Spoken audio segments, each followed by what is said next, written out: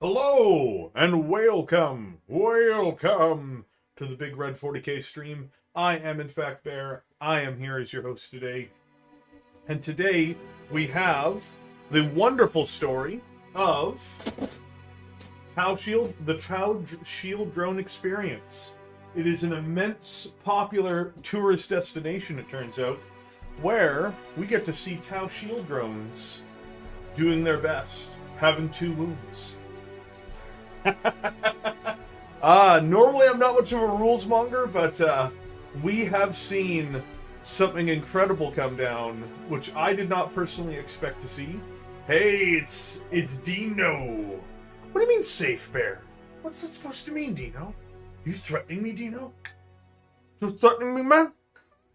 Welcome to you, Keith Moore. Welcome to the Big Red 40K stream. I tried to ask Valrak what time he's streaming today because I would have liked to have not had any crossover. If Valrak starts streaming, I very likely will wind the stream down within a few minutes of him streaming. Not because I don't want to compete or anything, but I want to be on his stream today, just doing mods and sitting in chats and stuff. So, but at the end of the day, I am here, my friends. The Big Red 40K stream is here. This might just be part 1 of the Big Red 40K stream for the day. But we are here for the Tau Shield drone experience. Who is excited for the Tau Shield drone experience? I know I am. The Tau Shield drone experience is a brand new attraction that is here for all players of Warhammer 40,000 to enjoy. It is principally composed of shooting at Tau units and being considered largely ineffectual. It's a real pleasure, I'm sure, for most people to have that experience. And we have an image here that perfectly quantifies the experience of this morning. If you take a look there, you can see in this picture how I feel about the Tau Shield drone so far. And I think it's pretty fantastic. Keith Moore, you touch it with a needle. Yeah, we can raid Valrak. That'll be fucking hilarious. The Big Red Raid. The Big Red Raid coming in. Whoa! That'll be hilarious. Yeah, when we see Valrak go up, we're like, alright guys. Alright, we're gonna raid Valrak's stream, you guys. We're fucking doing it.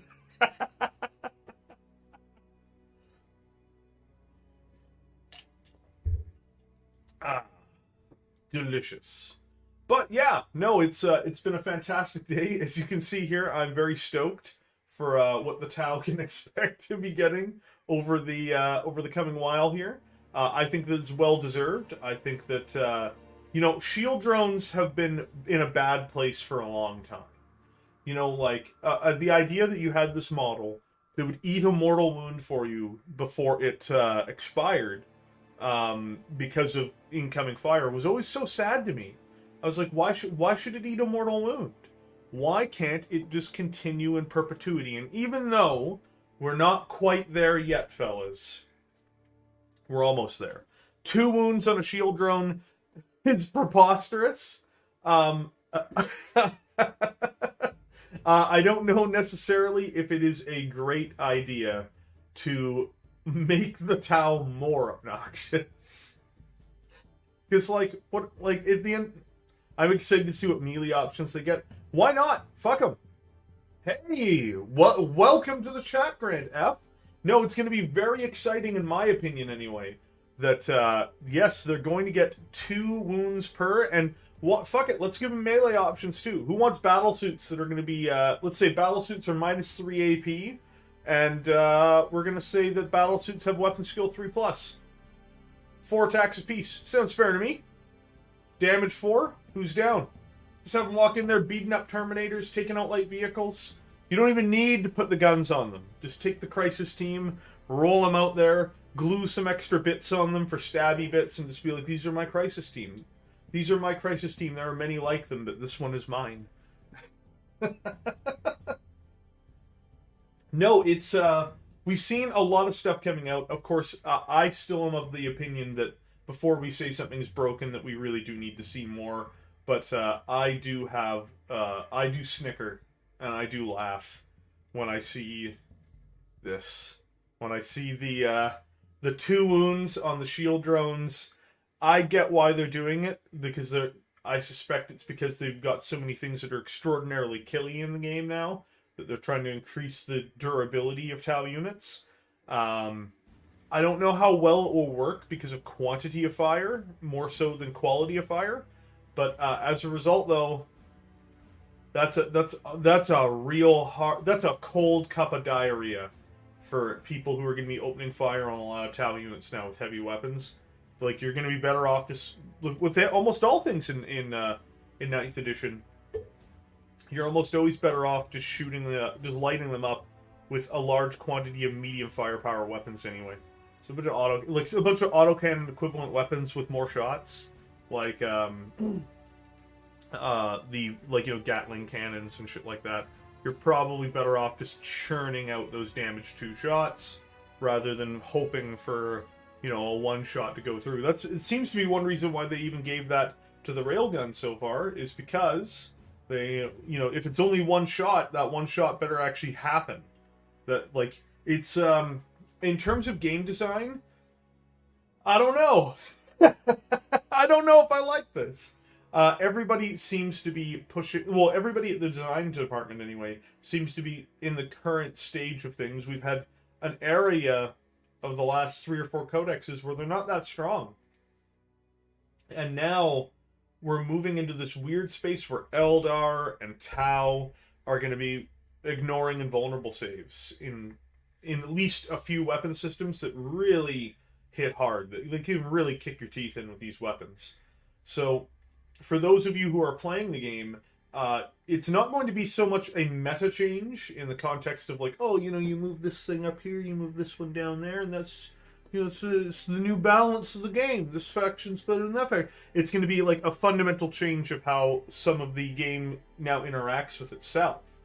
Because one thing they always wanted to avoid doing, and if you read any interviews from 3rd, 4th, 5th, 6th edition, is they always said they didn't want to... Only under the most very specific of circumstances did they want to invalidate invulnerable saves. Well, they already invalidated them with mortal wounds. They've already gone through and done that. They are now invalidating them with certain weapon profiles in a larger quantity than before, which effectively means that an invulnerable save has gone from being a save which is almost impossible to remove to a premium quality service of armor save. It's just an armor save that won't be reduced by standard weapons, but now it feels much more like an armor save than an invulnerable save. And they pass out more invuln saves like candy. Like, the very fact that pure strain gene stealers have a 4-up invuln because they're fast is interesting. And I suspect you're going to see a lot more than that. We were joking in chat last night that the Imperial Guard, they're not even going to have a 5-up. They're not even going to have a 5-up armor save anymore. They'll have a 5-up invuln. And what that is it's called duck and cover. Yeah, because the Imperial Guard is real smart, right? When they start taking fire on their turn, they duck and cover. And when they duck and cover, they get themselves that, 5-up invuln. So we're just, because they've accelerated the killing power in the game so high, they now have to try to accelerate survivability. But because they've accelerated survivability and they want the game to be fast, they've accelerated killing power again. It's a mess. We don't normally go too deep into rules here on chat because, I'm not playing enough. But, it looks like a big, ugly mess to me. It looks like them trying to balance the game, but not knowing how to do it because they don't have the authority right now to do a complete range, a complete codex wipeout. Because, they should be going back to indexes. That's how bad the situation is. And just dropping a Tau book where people are like, it's gonna be amazing because we're gonna get more invulns and we're gonna get more guns. And then dropping the Eldar book who are just like, it's gonna be amazing because we, the Eldar, shall get more guns and we shall get more invulnerable saves. It's like, guys, this is This is weird. Like, the very idea that you have the Wraith Knight start with a 5-up invulnerable save because it's agile. It's a fucking giant robot. How agile can it be? Like, I guarantee you that a human man walking around on the field is more agile than a, like, 7-story towering machine with a giant energy sword, right? Like, it's a preposterous thing to give it a 5-up save without having to buy the shield. Yeah, Gene Stealers are agile and just get a 4-up save. When someone is agile, it's agile, bro. Trust. You play Dawn of War 3. Thankfully, I have not really delved into the Dawn of War 3. Oh yeah, and then Grant's like, I'm waiting for the super invulnerable saves versus Mortal Wounds. The arms race needs to continue somehow. Yeah, and this is why everything should be hit with the reset button. It needs to go back. It needs to all go back. It needs to all be reined in. The whole game needs to be wiped clean. New core mechanics, new codexes, new everything. And this time, don't fuck it up. Because this is a mess. Like, that's what it looks like to me anyway. As I said, it's hard to judge without first seeing the whole codexes. And I'm not... I've thought that they needed a complete refresh before the new codexes came in. But, like, this has gotten to the point of where it's genuinely preposterous. This is a level of acceleration of the worst aspects of the current systems in 40k, and I wouldn't even call it power creep. The problem is, Keith, 10th edition is not going to be, in my opinion, it's not going to be a refresh edition, which is a disaster. Actually, I think that 11th will be the big refresh. I think continuing with the current system in 10th edition will be damaging to the game. Now, that doesn't mean people are going to stop collecting 40k models. So I don't stop collecting 40k models. But the rules are bad, just to be honest. I'm not particularly interested in what they've opted to do with the rule system so far. This edition has not been very delectable to me, we shall say. It is not of the fine wine which I wish to drink. The system is decaying. They're just applying band-aids to a system they've bled for years. Absolutely. Like, the 8th edition system should have been the problem is I'm afraid they're going to take all the wrong lessons from this and make the game even more like Age of Sigmar. Like, you have to remember, every time a system fails, when that failure happens, they will use that failure to justify what they want, which would be, of course, simplifying the system even more.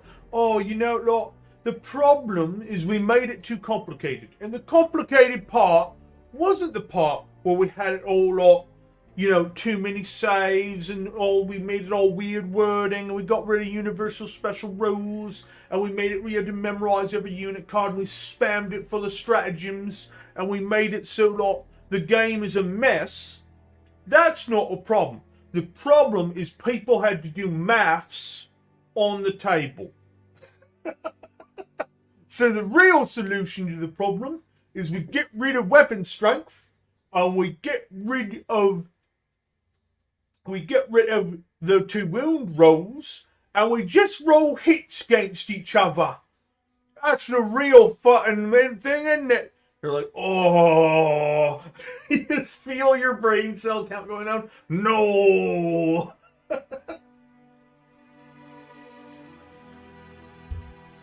I think that Warhammer 40,000 should be a war game, which it currently isn't.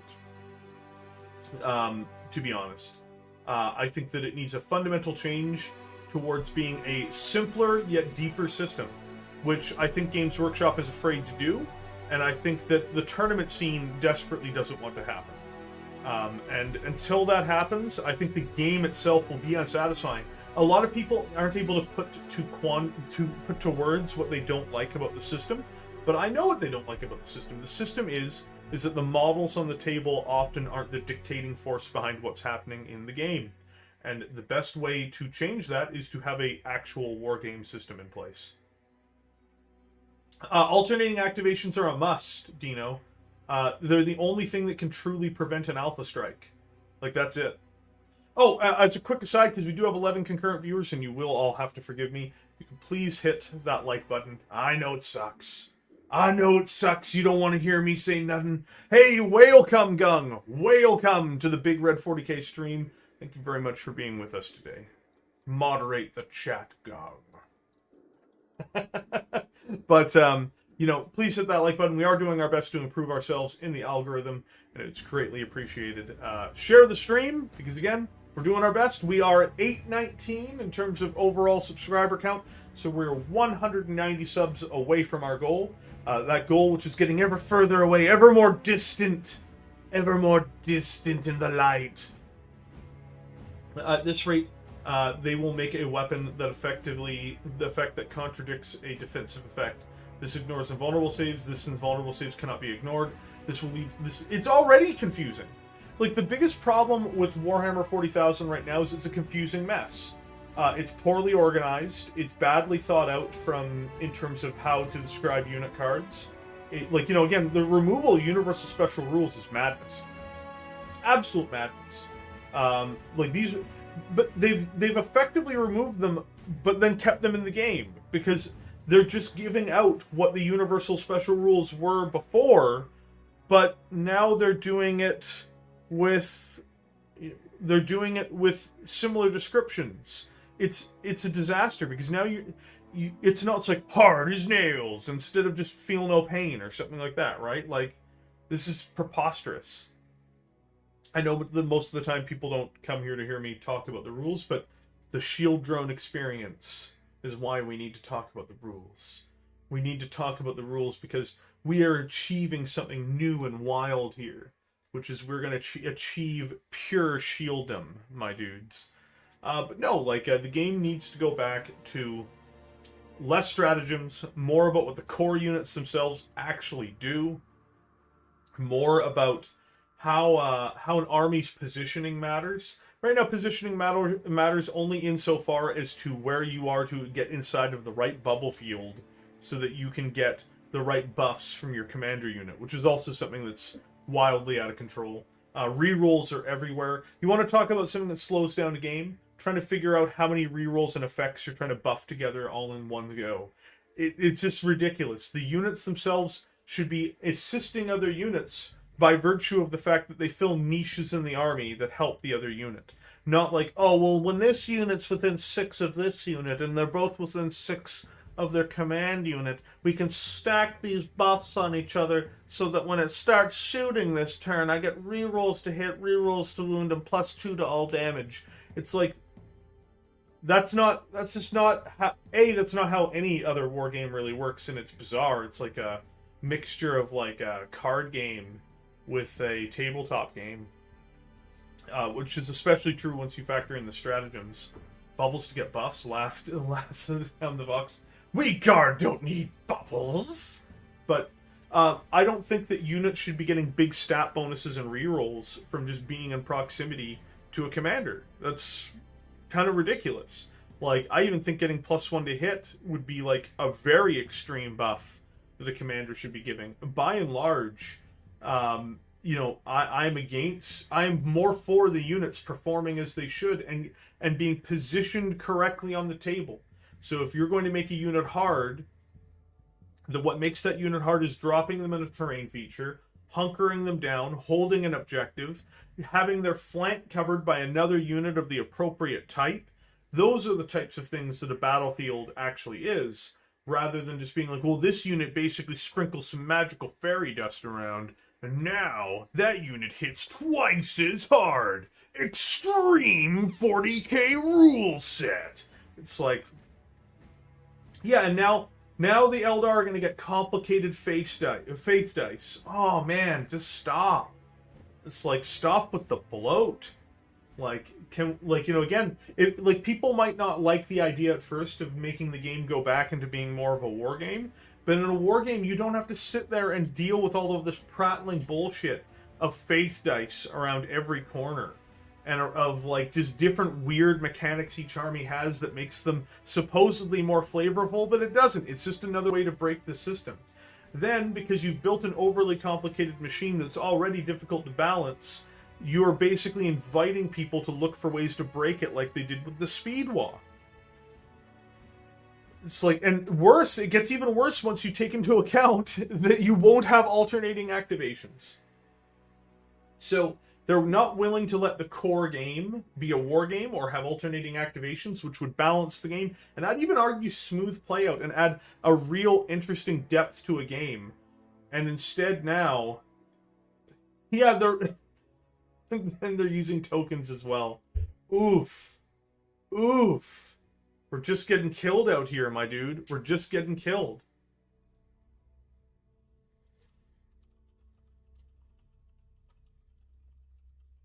But yeah, like, you know, obviously my vision of the game is very different than what a lot of other people's are.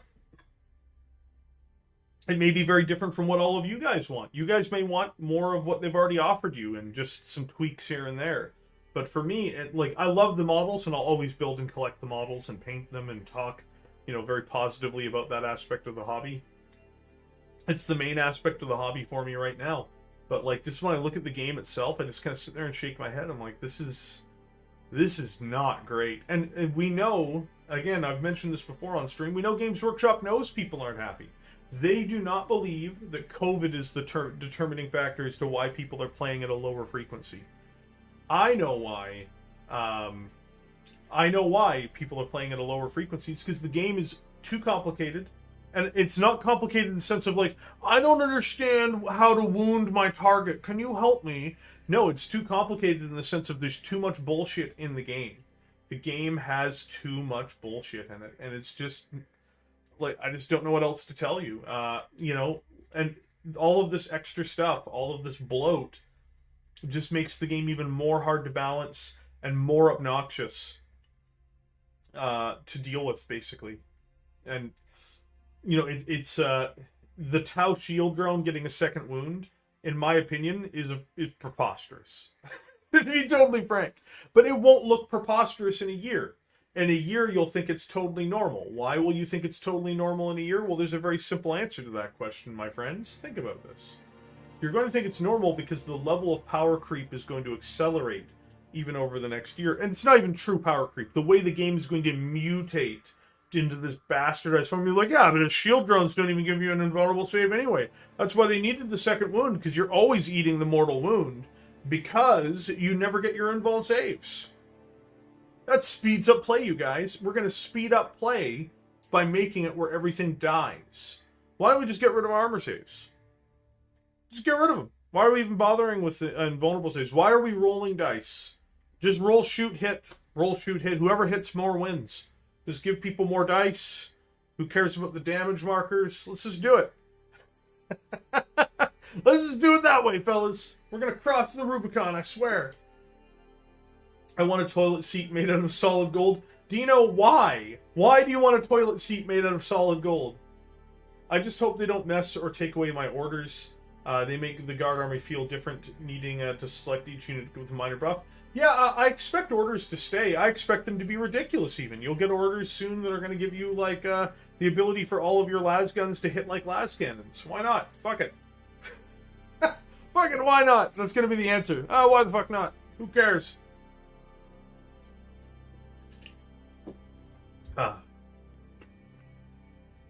That's just the way I expect it to be. I don't expect that to be toned down at all. Funnily enough, I still stand by my Chaos video. I still think they're going to get comparative bunk to everyone else. They're getting bunk in the trunk. So, like, make no mistake, it's like, do you reverse your position then on the power creep regarding Chaos Space Marines?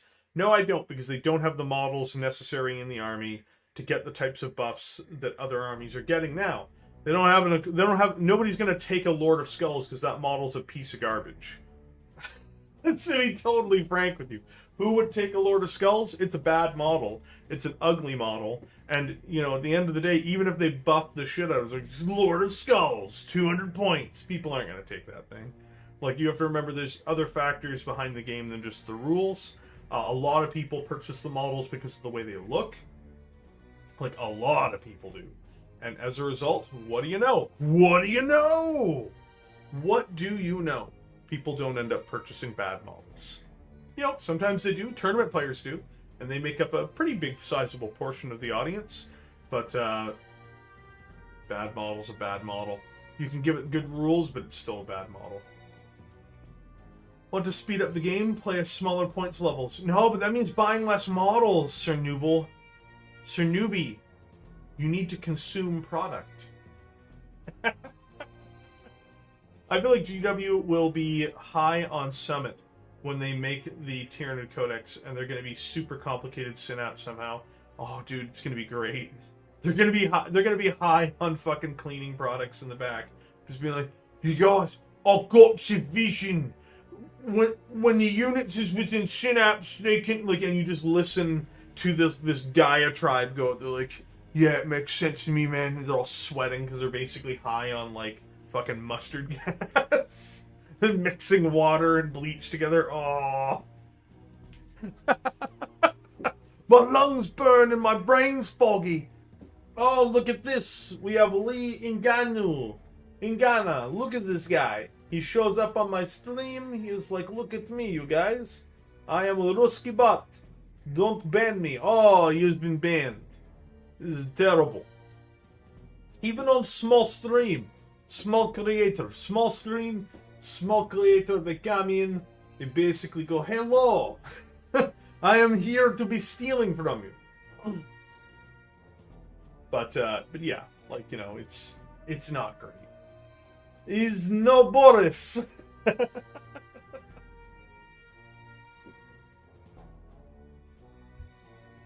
I'm the same way, Joshua. But, you know, I feel like today I got to talk about the game just due to all the leaks.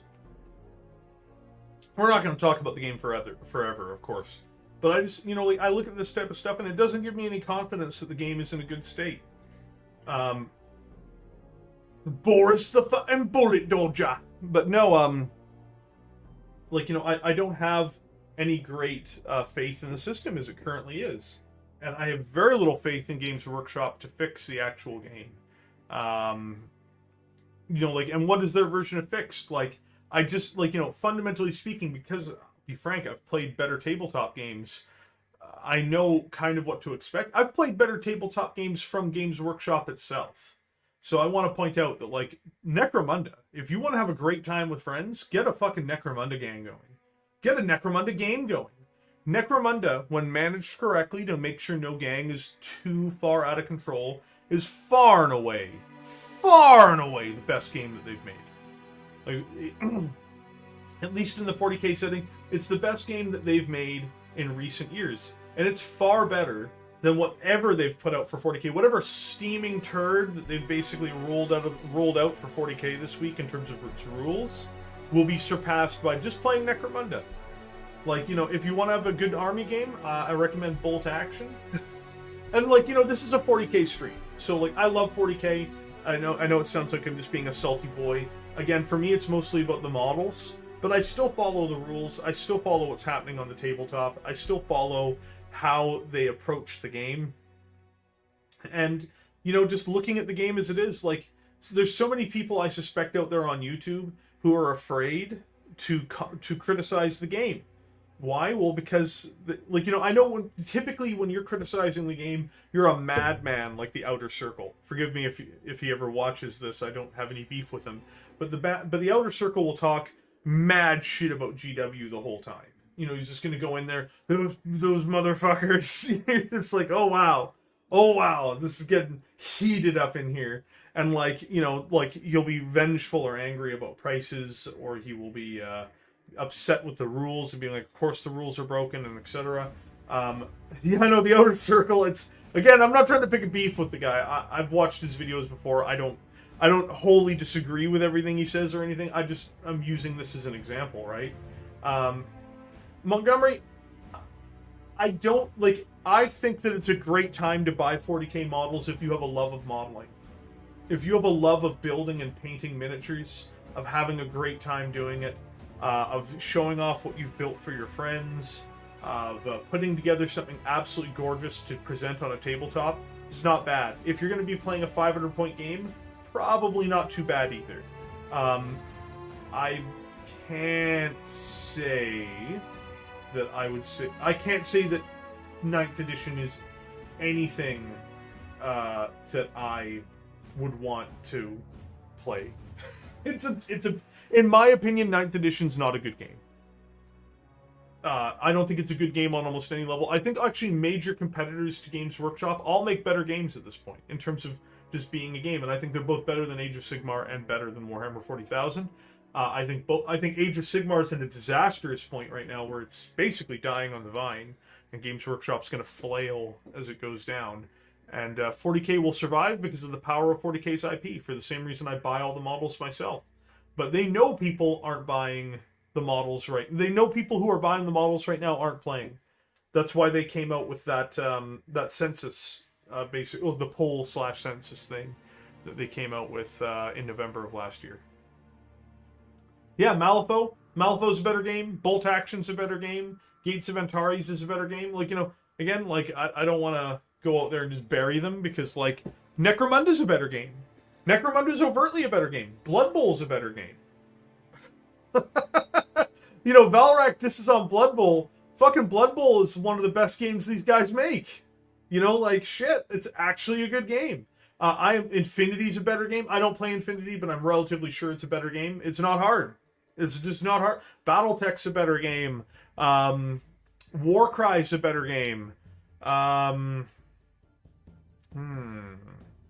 What's its name? I'm sure Titanicus might be a better game even. Pike and Shot's a better game. The Napoleonics one, it's not Pikes and Shot, it's Black Powder. Black Powder's a better game. Like the idea behind it is just like, it's football, man. It's, come on, what are you doing?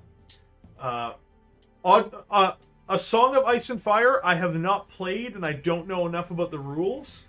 But I will tell you this, it is likely a better game. By virtue of the fact that it's just a better game. You know, like, it just is. Valrak is likely going to start streaming in the next few minutes, so we're gonna do the opposite this year, this time around, guys. We're gonna raid Valrak stream. So when we get in there, just mention it's the Big Red Raid. I will let you guys know when we're going to drop in there once I see the stream go live. So just giving everybody a heads up. There will be a part 2 to this stream, which I will do after Valrak's stream is done. I don't know how long he's going to stream today. I genuinely just want to be... I want to be with on stream today. Normally I'd just say fuck it and I'd just stream the whole way through. But today I would like to be on stream. Mark B, funny so many of those, including the GW ones, are an alternate. It's so weird, Mark. It's so weird. It's weird how all of these games that have alternating activations inherently help balance the game, no matter what. Because you have to remember that, like, what makes these games better games? Well, what makes these games better games is the fact that even if the rest of the game is broken, just by virtue of the fact you have alternating activations, no one player's gonna get hammered that hard that quickly. Like, you know, like, so even if the rest of the game is flawed and junk, and some of them are, you can at the very least go, well, at least he's getting a turn this turn. At least he's able to basically swing this around and maybe get the advantage on his opponent. So there's a lot less of just one guy laying back and just getting the shit pounded out of him. It just doesn't happen to the same degree. And, like, you know, that's one element of the problem, sure, but the rest of it is not only do we have that issue, you have this entire sweeping problem, in my opinion, that they have allowed the game to swing out of control and get to the point where it's just frankly not a very fun game. I personally don't find it to be a very fun game. And I love Warhammer 40,000 still. All you're going to see me doing today is talk about Warhammer 40,000 and paint models. So I'm not like embittered being like, I'm leaving 40k, they've done me wrong. I love 40k. But in its current iteration, it's just not particularly good. It's still the principal models that I build and paint because I want to build and paint them. Because they're absolutely wonderful models to build and paint. They're wonderful models to have in terms of lore and just a fascinating aesthetic and world. They have so much character to them. They are the best miniatures in the market in terms of their quality, at least for wargaming miniatures that are not boutique models like Creature Caster and stuff like that. They're absolutely fantastic, and that's the reason why I buy them. I have my own little envision in my mind's eye. I can see the characters and the stories of what I'm painting across these things. They all have a story to tell. That's the bet. If you're going to be in Warhammer 40,000, in my opinion, right now, that's the reason to be in it. If you are in it right now for Warhammer 40,000, the game, it's just not a very good game. And, like, I would like it for it to be better, but at this point, again, like, you have to tear the whole thing down again. Like, that's, for me, that's the exhausting part about all this. We just tore everything down for 8th edition. And 8th edition, its system has evolved into 9th, which is evolving into 10th. And I think that already at 9th, the system has become intolerable. And I just think there's no way to go forward without a complete hard reset. And going back to the very basics of what makes a war game good. And that's something that Games Workshop has forgotten to do. I think that the staff there are nice people. I don't talk shit or have anything mean to say about them. Val's live. All right, guys, we're going to drop into Valrak's stream because this stream is going to be ending in just a second here. As you all are, I'm sure, aware, you have Valrak's address, but I'm going to get this up for you anyway. Just give me 1 second here, fellas. This is the stream address. Type in the Big Red Raid when we get in there, boys. The Big Red Raid. All right, guys, we're signing out. Part 2 will be up after Valrak's stream.